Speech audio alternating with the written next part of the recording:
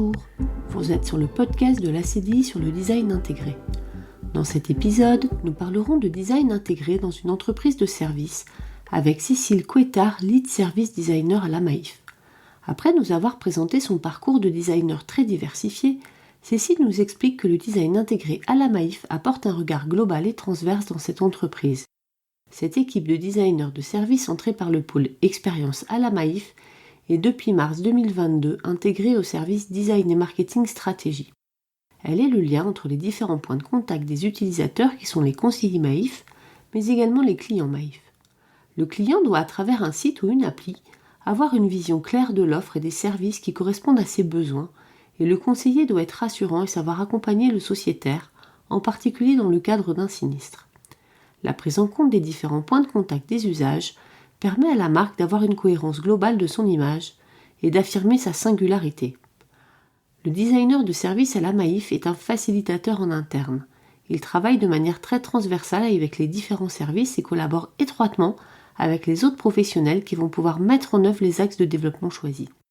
Il met donc en relation différentes personnes sur des bases communes afin de les faire travailler ensemble.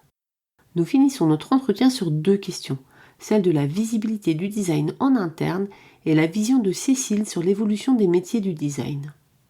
Je vous laisse découvrir notre entretien. Si vous aimez notre podcast, si vous voulez lui donner de la visibilité, rien de plus simple. Laissez un avis sur votre plateforme d'écoute préférée et pensez à vous abonner sur notre site internet acdi-asso.fr. Merci à vous. Bonjour Cécile, merci d'accepter de participer à notre podcast et pour commencer, peux-tu nous présenter ton parcours s'il te plaît? Alors bonjour Annabelle, je suis ravie, merci de m'avoir invitée à ce podcast. Alors mon parcours, j'ai commencé, alors j'ai fait l'ANSSI les ateliers après avoir fait un BTS de graphisme et j'ai commencé à travailler en 2003 chez Gulliver Design. Donc j'étais rentrée dans le monde du design par le biais du graphisme parce que ce qui m'importait, c'était de travailler sur la structuration et la hiérarchisation pardon, de l'information. Et en faisant l'ANSSI, j'ai pu, apprendre à utiliser des outils pour continuer à donner du sens et pouvoir construire des outils de lecture. Et en sortant, de l'école, je suis allée travailler chez Gulliver qui faisait, de la muséographie. Et donc là, ouais, ben, c'était un domaine dans lequel on doit d'abord comprendre, la thématique et le sujet sur lequel on travaille et pour lequel on va devoir transmettre des éléments, faire de la pédagogie, de la vulgarisation et identifier puis reformuler, la problématique de base et puis travailler pour des publics qui sont différents. Et donc là, dans, ce domaine de la muséographie, je trouvais intéressant de pouvoir travailler tout ce que j'avais appris, à l'ANSSI sur, le design et ce avec quoi j'arrivais au niveau du graphisme et de la structuration de l'information. Ensuite, j'ai travaillé chez, PSA, sur, les intérieurs de véhicules, côté Peugeot,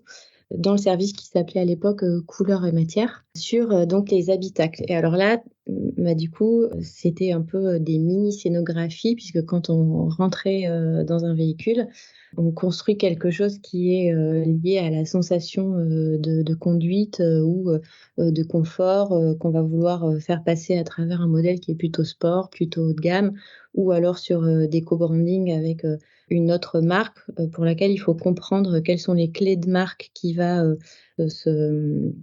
être partenaire, de Peugeot, sur un véhicule et puis, trouver comment avec des matériaux et des couleurs, on peut, rendre ces codes de marque.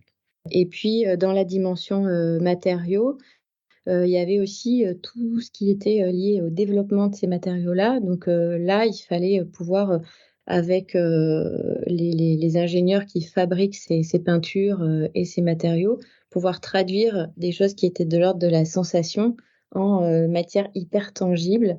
Voilà, donc, là, je suis restée, 1 an et demi chez PSA et ensuite, je me suis mise en indépendant et j'ai travaillé sur, des territoires de marque en accompagnant, des entreprises qui, se lançaient et qui créaient des produits et donc avec des interventions qui étaient, très variées, qui allaient depuis, la conception de l'identité, de marque jusqu'à la conception des produits et puis progressivement, je suis rentrée, dans ce qui s'appelait à l'époque le design global ou 360, en proposant d'accompagner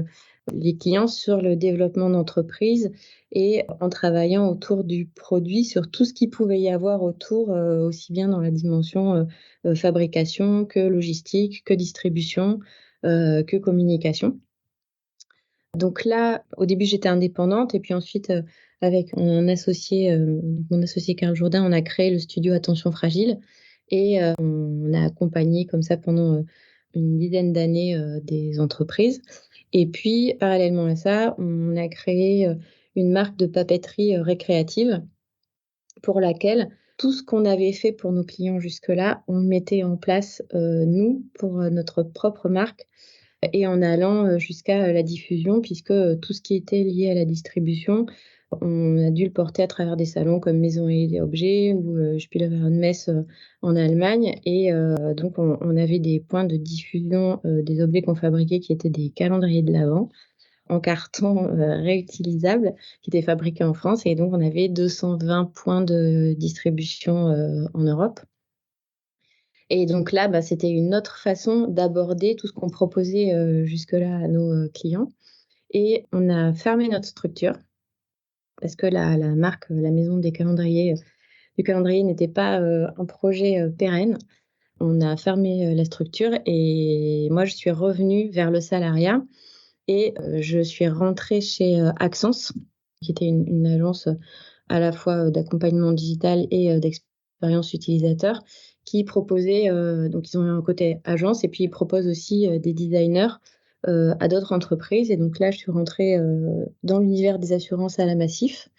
et bah, tout d'un coup, je travaillais dans un univers dans lequel j'avais la possibilité de poser un regard qui était à la fois global et transverse sur, un écosystème, qui était hyper riche, mais qui ne proposait que des choses qui étaient du service et donc intangibles et qui étaient, un peu à l'opposé de tout ce que j'avais fait, jusque-là puisque tout se traduisait dans une matérialité, qui était, soit de l'espace, soit, des produits physiques, voilà et donc je suis rentrée dans, officiellement le monde du design de service par le biais, d'Axence et il y a 2 ans, j'ai, intégré, les équipes, de la Maïf au sein du pôle expérience, qui était, donc il y a 2 ans, l'équipe dans laquelle les designers de service se trouvaient. Voilà. OK. Et du coup, maintenant que tu es à la Maïf, tu vas pouvoir, nous éclairer sur un point. Que vient faire un service design chez un assureur? Alors, la Maïf avait des designers d'expérience, donc des designers, UX, avant d'avoir, des designers de service parce que, bah, le design, il a fait, son entrée, à la Maïf comme dans beaucoup de structures, qui proposent du service, en fait, par l'ergonomie. L'ergonomie liée à l'écran et à l'interface et dans lequel se pose la question, de l'usage parce que, quand on a un site internet ou une application, il faut se poser la question de comment l'utilisateur va faire tout seul devant son écran pour trouver des réponses. Et puis, parallèlement à ça, on a aussi un autre utilisateur qui est le conseiller, qui est l'interlocuteur que le client a avec, une marque et qui lui, tout seul devant son écran, va devoir trouver des réponses à donner au sociétaire. Donc le conseiller, lui, doit croiser, plein de données entre, le sociétaire, le contrat, les règles, le contexte de l'accident pour pouvoir donner une réponse qui sera, la bonne et qui est là, il est la voix de la marque, en fait, quand il va répondre et donc ces actions-là, ça nécessite de se poser, des questions qui dépassent l'interface, puisque l'interface, elle n'est que le porteur et le reflet de tout ce qui va devoir être mis en place derrière pour que, le service puisse exister et donc ça a commencé par, la création d'un pôle expérience. Alors, il y avait parallèlement un pôle expérience et un pôle d'innovation. Le pôle expérience, lui, travaillait sur, le lien entre, ce qui se pouvait se passer à ces 2 points de contact que sont un conseiller au téléphone et la personne tout seul devant son appli ou son site internet et du coup, en fait, le designer de service, il va être là pour, travailler sur, la cohérence entre ce qui se passe dans tous les points de contact avec, la marque et donc c'est comme ça qu'est arrivée la notion de design de service à la Maïf parce que c'était nécessaire de pouvoir faire un lien aussi entre, les produits qui doivent être créés par rapport à une compréhension des utilisateurs et du contexte d'usage. Et puis la façon dont la Maïf va rendre ce service que le client auquel le client a souscrit. Et donc il y a d'un côté à la fois la question qui est liée au produit, à quoi il sert, comment on s'en sert, et puis étant Maïf, comment on parle de ce produit-là, comment on écoute les besoins des utilisateurs pour pouvoir faire évoluer le produit, parce que comme on est Maïf, il y a une singularité de la marque, il y a un positionnement qui fait qu'on ne va pas répondre de la même manière que si on était un autre assureur, ou on ne va pas proposer les choses de la même manière. Et puis après, il y a la question de comment on l'expose, quels sont les outils qu'on met à disposition des sociétaires pour qu'ils puissent faire une déclaration de sinistre, par exemple, ou d'accident, et comment on le vend, c'est-à-dire que comment on fait pour que les conseillers puissent proposer ce service-là, ou alors comment on fait pour que l'internaute tout seul puisse répondre aux questions qui vont faire qu'il va avoir un bon tarif et puis une bonne couverture en cas d'accident. Et donc, toutes ces questions-là, elles sont à aborder avec différentes personnes au sein de l'entreprise pour comprendre comment faire pour orchestrer tout ce qui se passe dans cette multiplicité de points de contact, et faire qu'avec tous ces types d'utilisateurs différents, tous ces contextes, comment articuler tout ça, et puis faire que entre la promesse qu'on donne quand on dit aux gens oui, oui, on va vous assurer, et puis ce qui se passe vraiment le jour où ils ont besoin qu'on vienne les chercher au bord de la route, comment on fait pour que ça existe réellement et que ça soit pas trop compliqué à mettre en œuvre. Ou en tout cas que ça ne soit pas ressenti comme étant compliqué pour celui qui le vit. Et du coup, comment ça s'organise et avec qui tu travailles au quotidien au niveau du service design? Alors, la Maïf, les designers de service sont du côté de la direction du marketing et de l'offre. Et puis, il y a d'autres directions qui sont en responsabilité de la distribution, de l'informatique, de tout ce qui est lié au RH, la formation, tout ça. Et donc, en fait, on va travailler avec un peu tout le monde. En tout cas, on essaye de faire un maximum de liens. Moi, au quotidien, ce que je fais le plus, c'est de mettre en relation des gens et de construire des bases de connaissances communes sur lesquelles on va pouvoir travailler ensemble. Donc, selon les sujets et selon les moments aussi d'activation de ces sujets-là, on va pouvoir aller travailler avec des gens, enfin des métiers, donc les métiers de l'assurance qui sont au cœur de la conception technique et de la compréhension technique de l'assurance. On va travailler avec les personnes qui vont créer les programmes relationnels, la communication, donc tout ce qui est l'image qu'on peut avoir du marketing pour pouvoir vendre un produit. On va travailler avec les personnes qui sont au sinistre, avec les conseillers. C'est très important de pouvoir s'appuyer sur les conseillers pour savoir, en fait, quand ils ont des sociétaires au téléphone, quelles sont les questions que les gens posent, quels sont les points de difficulté éventuels, quels sont les outils qui sont nécessaires pour pouvoir répondre à la question, quel type de données ils vont avoir besoin d'avoir sous la main pour pouvoir répondre aux questions des sociétaires. Les gestionnaires, savoir quelles sont les règles de gestion, ce qu'on peut faire, ce qu'on ne peut pas faire, comment on peut articuler les choses. Et puis ensuite, côté informatique, tous les gens qui vont faire que tout ça existe, parce que tout ça est porté par de la donnée, en fait, qui va être organisée, traitée. Des actuaires aussi pour comprendre quelles sont les règles, des personnes qui sont au service communication. En fait, c'est toute l'entreprise avec laquelle on va travailler pour pouvoir avoir des interlocuteurs qui sont sachants sur tous les domaines qu'il va falloir articuler pour faire un projet. Donc ça fait des équipes très transversales finalement. Oui, parce qu'en fait, si les choses étaient fabriquées séparément, eh bien, le jour de la mise en œuvre, en fait, c'est nécessaire d'avoir interrogé tous les acteurs, et c'est pour ça qu'on travaille beaucoup avec des blueprints, donc qui sont une espèce de cartographie des services dans lesquels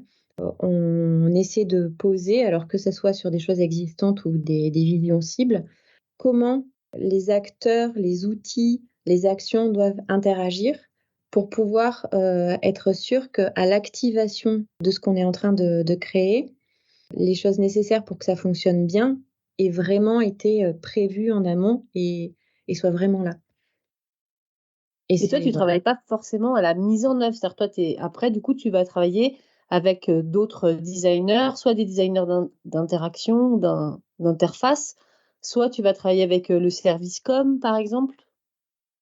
La mise en œuvre, on doit l'anticiper, c'est-à-dire qu'entre le moment où on va avoir une étape d'idéation, où on va imaginer des choses, et le jour où ça existe réellement, il y a forcément une étape de conception de la réalité, en fait. Soit parce qu'il va falloir s'appuyer sur un existant, et donc comment faire pour que l'histoire qu'on raconte fonctionne avec cet existant-là, soit parce qu'il va falloir créer des choses. Alors, quand on dit créer des choses, ça peut être créer des éléments de communication, créer des parcours digitaux, créer des connexions entre des serveurs pour faire que l'information que j'ai recueillie ici va être bien donnée à la bonne personne pour qu'ensuite on puisse engager des choses. Et créer aussi la façon dont on va parler de ces produits-là. Et donc, il y a d'autres designers à d'autres endroits, c'est-à-dire que les designers de service travaillent avec les designers d'interface qui sont sur MaïfFR et l'application, et travaillent aussi avec les designers des outils des collaborateurs. Parce que après, c'est eux qui sont aussi experts de ce point de contact, en fait. Le designer de service, il n'est pas expert d'un point de contact. En fait, il va travailler sur un produit, et puis après, pour que ça existe, il va travailler avec ces autres types de designers-là qui, eux, sont experts d'un point de contact. Ok. On a bien compris du coup l'intérêt qu'a trouvé la Maïf à intégrer le design pour rendre plus lisible et plus fluide le parcours finalement et de ses collaborateurs et de ses clients. Et du coup, aujourd'hui, comment en interne vous arrivez à donner de la visibilité au design justement? Comment vous êtes perçu et comment vous donnez de la visibilité à ce que vous faites et à votre travail? Alors, du côté des designers d'interface, comme on est sur des choses qui sont très liées à du développement informatique et de l'agilité, il y a tout ce qui est les démos, enfin des moments en fait, qui sont appelés cérémonies en agilité, qui sont des moments dans lesquels on va partager tout ce qui se passe. Côté design de service, c'est pas encore quelque chose qui est aussi développé. Pour autant, on a des présentations de sujets au reste de l'entreprise dans lesquelles on va montrer à des étapes clés, par exemple au moment de l'idéation, ce sur quoi on travaille, ce à quoi on est arrivé. On va avoir des partages de toute la recherche utilisateur qui a été faite aux équipes avec lesquelles on travaille, pour pouvoir permettre aussi à chacun de s'appuyer sur des travaux qui ont déjà été faits et à la fois donner envie et la possibilité de travailler avec des designers et de diffuser la méthode de design. Et puis, on se rend compte progressivement que les gens viennent nous chercher aussi, parce que notamment tout l'exercice qui est fait autour de la réalisation des blueprints est très parlante en fait, parce que chacun comprend ce à quoi il participe face à un blueprint, mais n'a pas forcément la connaissance de ce que fait la personne qui est juste avant lui ou juste après lui dans un enchaînement d'actions. Et donc, le fait de participer à un projet dans lequel on a un blueprint qui a été réalisé et dans lequel des parcours sont cartographiés, ça donne vraiment des clés de compréhension de ce qu'on construit. Et donc, le designer est identifié comme une personne qui permet de ramener de la simplicité et de la fluidité dans des process et des parcours qui sont complexes. Donc vous êtes perçus vraiment comme des facilitateurs finalement. Oui, c'est ce vers quoi ça va de plus en plus. Alors, on pose beaucoup de questions. Ça aussi, c'est une chose qui est parfois pas bloquante, mais comme on va creuser la réalité, le fait de faire remonter les irritants, parfois c'est aussi difficile, parce qu'on commence par questionner l'existant et faire remonter les irritants. Et puis ensuite, le fait d'avoir tout ce travail de mise à plat est perçu comme pouvant améliorer la lisibilité et la compréhension et la maîtrise du contexte pour tous en fait. Et j'ai une petite dernière question pour toi. Aujourd'hui, on voit que les métiers du design évoluent beaucoup. Quelle est ta vision à toi du design aujourd'hui et dans les années à venir? J'ai l'impression qu'il y a pas mal de segmentation qui n'existaient pas avant, qui sont faits, mais parce que les formes d'incarnation du design sont multiples et de plus en plus variées. Et que donc ça nécessite d'avoir des gens qui savent fabriquer in fine des choses très différentes et que tout ça nécessite d'avoir des expertises différentes parce qu'on n'aborde pas selon si on fait du graphisme, un objet, une interface, un jeu, enfin selon ce qu'on fait en fait, il y a besoin d'avoir des savoir faire qui sont différents parce que c'est quand même enfin ça reste pour moi un métier, une expertise qui est de l'ordre du technique. Mais par contre, sur la base commune de tous ces métiers-là, qui est, à mon sens, la compréhension du contexte et de ce pourquoi on est en train de travailler, quels sont les tenants et les aboutissants, j'arrive pas à savoir si dans les écoles, les choses sont abordées, si toute cette dimension, compréhension de l'utilisateur, recherche utilisateur est abordée, de la même manière. Et en même temps, je me dis que c'est des choses qui évoluent au fur et à mesure que les besoins évoluent et qui remontent, dans les écoles ou qui, font que les formations évoluent aussi. Ce que je vois aussi, c'est qu'il y a de plus en plus d'écoles de design dans lesquelles on propose un double cursus avec une dimension qui jusque-là est abordée plus par le marketing et qui permettent aux designers de pouvoir être aussi promoteurs du design, chose que moi je n'ai pas apprise quand j'étais étudiante et qui est de plus en plus nécessaire, je pense, pour pouvoir faire avancer la pratique, dans les entreprises. C'est-à-dire que, moi, j'ai appris à discuter avec un ingénieur et aujourd'hui, c'est vraiment, très nécessaire de pouvoir avoir, des éléments qui permettent d'évoluer dans des milieux dans lesquels toute la dimension, stratégique et marketing va être extrêmement importante pour que, le design puisse participer à l'évolution de l'entreprise. Très bien, merci. C'était très clair. Je te remercie beaucoup pour le temps que tu nous as accordé, pour ton témoignage sur ton métier, tes pratiques et le design intégré à la Maïf. Merci beaucoup, Annabelle.